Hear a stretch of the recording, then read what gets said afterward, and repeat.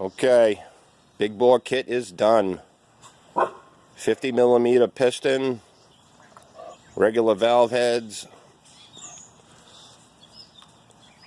A9 racing cam, 6-gram roller weights.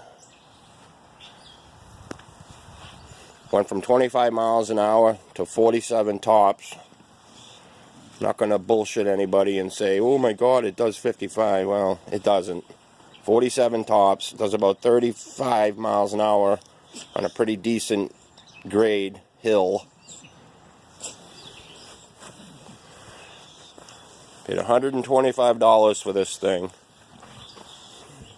It's got 1,100 miles on it. When I first bought it, I did the racing ignition.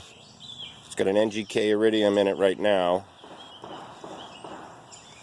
And I decided to go with the big bore. So, that's it.